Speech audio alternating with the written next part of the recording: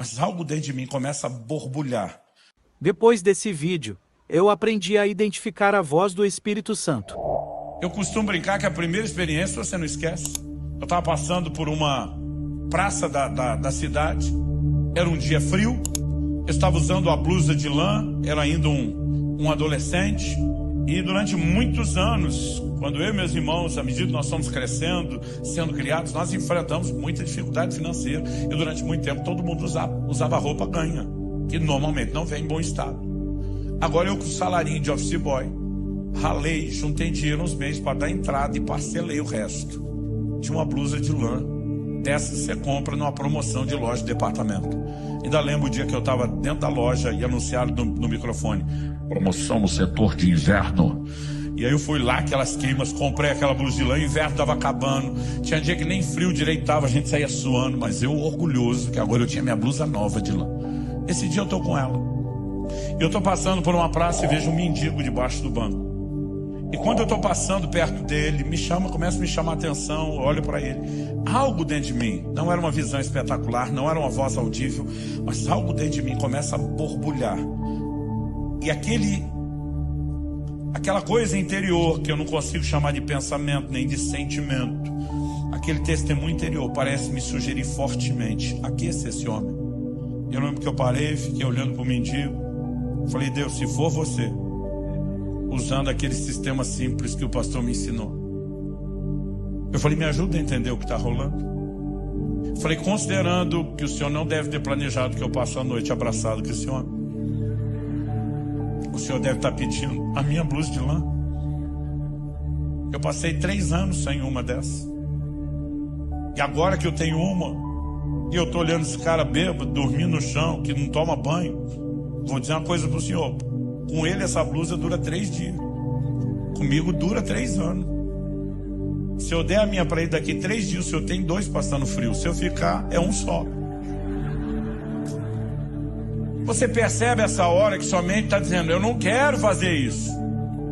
E nessa hora eu lembrei: quando o seu coração está sugerindo que sua mente não quer, há um forte indício de que não vem de você.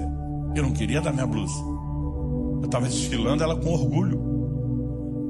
E naquele momento eu fiquei lembrando do pastor dizendo: ouça seu coração. Eu falei: só tem um jeito de saber. Fui lá, acordei o bêbado, falei: Deus mandou eu te aquecer. Tirei a blusa, entreguei, ele vestiu, voltou a deitar e dormir. Nem obrigado o miserável falou. Miserável literal. Eu fiquei com uma raiva, eu falei: nem agradeceu. Me deu um arrependimento, a vontade de tomar de volta, me deu nojo de pegar de volta.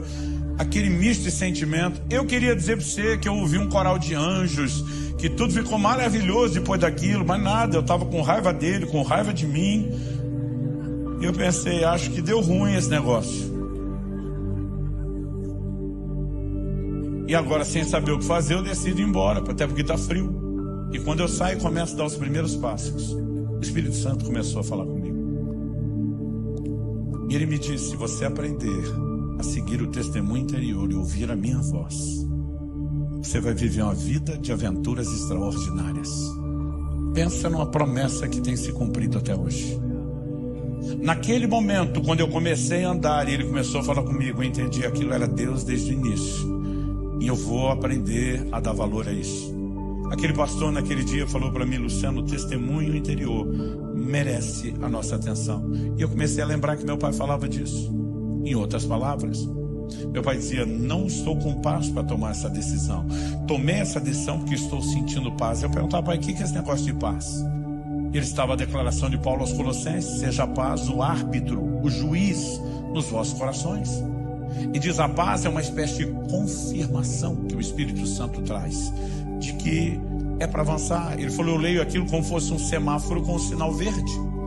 E diz: mas a falta de paz, normalmente para mim, é como o sinal vermelho do semáforo. É o que está me dizendo: para, não avance. E eu comecei a prestar atenção no fato de que o testemunho interior é o que Deus quer usar. Porque Deus quer falar comigo, com você, de forma simples, mais simples do que imaginamos. Eu vejo o tempo todo as pessoas dizendo: Deus não fala comigo. Eu digo: será aquele que não fala ou você não entende como ele fala? Todo culto você vai ter um treino.